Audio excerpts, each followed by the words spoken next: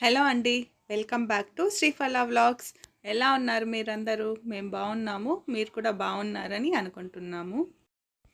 రేపు బుధవారం ఏకాదశి కదండి. ఈసారి ఏకాదశి రెసిపీ సగ్గుబియ్యం ఇడ్లీ అలాగే దోశ, వీటి రెండిటికి కాంబినేషన్ కొబ్బరి చట్నీ చేశాను. ఈ బ్యాటర్తో ఇడ్లీ అండ్ దోశ రెండూ చేసుకోవచ్చండి. రెండూ కూడా టేస్ట్ చాలా బాగుంది. ఇడ్లీ ఆయిల్ తక్కువ పడుతుంది, దోశకి కొద్దిగా ఆయిల్ ఎక్కువ యూస్ చేయాల్సి వస్తుంది. మేము ఎక్కువ ఇడ్లీనే ప్రిఫర్ చేస్తానండి. లాస్ట్లో మిగిలితే పిండి 1-2 దోశలు వేస్తాను. టేస్ట్ వైజ్ చూస్తే ఇడ్లీను చాలా టేస్టీగా ఉంటుంది, దోశ కూడా చాలా టేస్టీగా ఉంటుందండి. సో రెండిట్లో ఏదైనా చేసుకోవచ్చు. ఈ సగ్గుబియ్యం ఇడ్లీ చేయడానికి ముందుగా నేను నైలాన్ సగ్గుబియ్యం తీసుకున్నానండి. ఇది నైలాన్ సగ్గుబియ్యంతో చేస్తేనే బాగా వస్తుంది. ఇక నేను 1 గ్లాస్ నైలాన్ సగ్గుబియ్యం తీసుకున్నానండి. వాటిని బాగా కడిగి ఆ తర్వాత ఫ్రెష్ వాటర్లో ఒక 4 గంటల దాకా నానబెట్టాను. ఈ సగ్గుబియ్యం 4 గంటలు నానిన తర్వాత దీన్ని ఒక మిక్సింగ్ బౌల్లోకి తీసుకుంటున్నానండి. ఎక్స్ట్రా వాటర్ అంతా వంపేసి కొద్దిగా వాటర్ ఉండేటట్లు సగ్గుబియ్యం తీసుకున్నాను. ఇందులో 1 గ్లాసు సగ్గుబియ్యానికి 2.25 గ్లాస్ దాకా నేను రవ్వ తీసుకున్నానండి. ఈ 2 గ్లాసు రవ్వ యాడ్ చేసిన తర్వాత ఒకసారి ఆల్రెడీ సగ్గుబియ్యంలో కొంచెం వాటర్ ఉంటుంది కదండి, కాబట్టి ఒకసారి మిక్స్ చేసుకొని ఆ తర్వాత 1/4 గ్లాస్ దాకా రవ్వ మళ్ళీ యాడ్ చేశాను. ఒకసారి మిక్స్ చేసుకున్న తర్వాత ఇంకొక 1/4 గ్లాసు రవ్వ యాడ్ చేసుకొని వాటిని కూడా బాగా మిక్స్ చేసుకోవాలి. వీటన్నిటిని బాగా మిక్స్ చేసుకున్న తర్వాత పెరుగు యాడ్ చేస్తున్నానండి.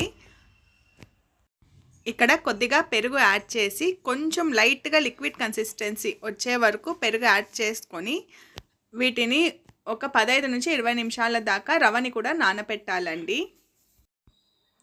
ఇది కొద్దిగా కలుపుకుంటూ పెరుగు యాడ్ చేసుకోవాలండి. ఇది వాటరీగా కాకుండా కొంచెం థిక్ కన్సిస్టెన్సీ ఉండేలానే కలుపుకొని దీన్ని మూత మూసేసి ఒక 15 నిమిషాల వరకు వీటిని నానబెట్టాలండి. రవ్వ కూడా బాగా నానాలి. ఈ కన్సిస్టెన్సీ చూసారా అండి, మరీ థిక్గా కాకుండా మరీ లూజ్గా కాకుండా ఈ మాత్రం కన్సిస్టెన్సీ వచ్చే వరకు కలుపుకోవాలి. దీన్ని ఇలా నానబెట్టినప్పుడు ఇది రవ్వ కూడా ఎలాగూ ఆ పెరుగుని అబ్జర్వ్ చేసుకొని మరీ థిక్గా అవుతుందండి. ఇడ్లీలు పెట్టుకునేటప్పుడు దీని కన్సిస్టెన్సీ బట్టి కొద్దిగా పెరుగు వాటర్ 2 యాడ్ చేయొచ్చండి.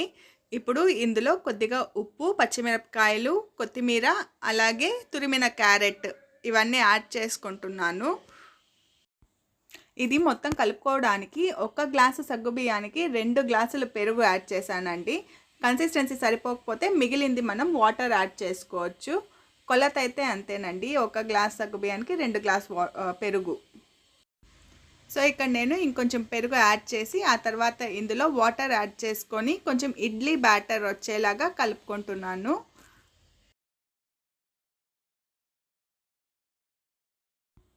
దీన్ని కలుపుకున్న తర్వాత నేను ఒక చిన్న బాండ్లీ పెట్టుకొని అందులో కొద్దిగా ఆయిల్ యాడ్ చేసుకొని ఈ ఇడ్లీకి పోపు రెడీ చేస్తున్నానండి.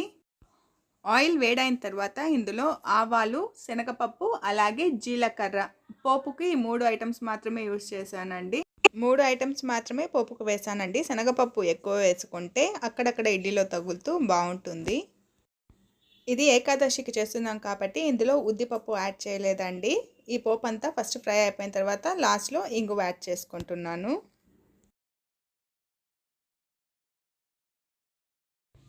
ఈ పోపుని ఇడ్లీ పిండి బ్యాటర్లో వేసుకొని బాగా ఒకసారి మిక్స్ చేసేసుకోవాలి. ఇది బాగా మిక్స్ చేసుకున్న తర్వాత ఇందులో ఫ్రూట్ సాల్ట్ 1 స్పూన్ దాకా యాడ్ చేసుకోవాలండి. ఈ ఫ్రూట్ సాల్ట్ వేసిన తర్వాత కొద్దిగా పిండి పొంగినట్లు అవుతుంది. సో ఈ ఫ్రూట్ సాల్ట్ వేసుకొని మిక్స్ చేసుకున్న తర్వాత దీన్ని గ్రీస్ చేసిన ఇడ్లీ ప్లేట్స్లో వేసుకోవడం అంతేనండి. ఇది నార్మల్ ఇడ్లీ లాగా ఒక 15-20 నిమిషాల వరకు ఉడికితే సరిపోతుంది.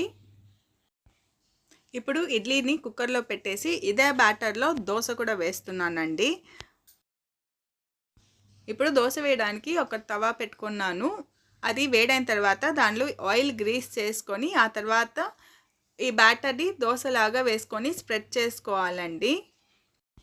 ఇది ఊతప్పం కంటే కొంచెం థిన్ సైజులో వస్తుందండి.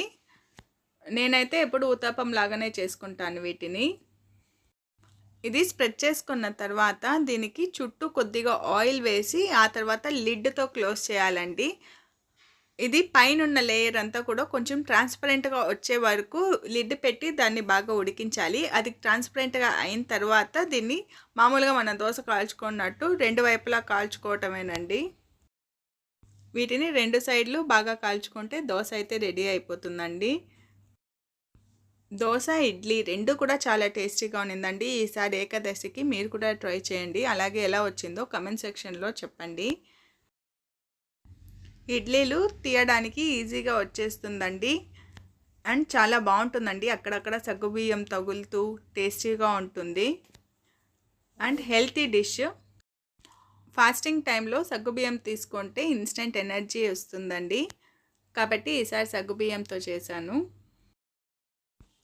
ఇడ్లీ చూసారా అండి ఎంత సాఫ్ట్గా ఉందో, అసలు చాలా బాగా వచ్చింది. ఈ దోశకు ఇడ్లీకి కాంబినేషన్గా కొబ్బరి చట్నీ చేశానండి.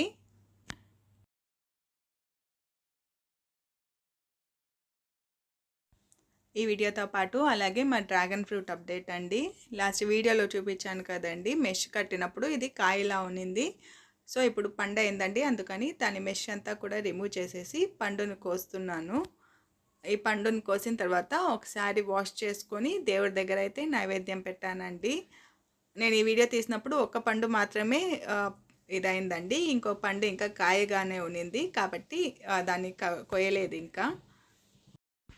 మీకు ఈ వీడియో నచ్చిందని అనుకుంటున్నాను. ఒకవేళ మీకు నచ్చినట్లయితే లైక్, షేర్ అండ్ సబ్స్క్రైబ్ చేయడం మాత్రం మర్చిపోకండి. థ్యాంక్ యూ ఫర్ వాచింగ్ అండి. నా నెక్స్ట్ వీడియోలో మళ్ళీ కలుద్దాం. బాయ్.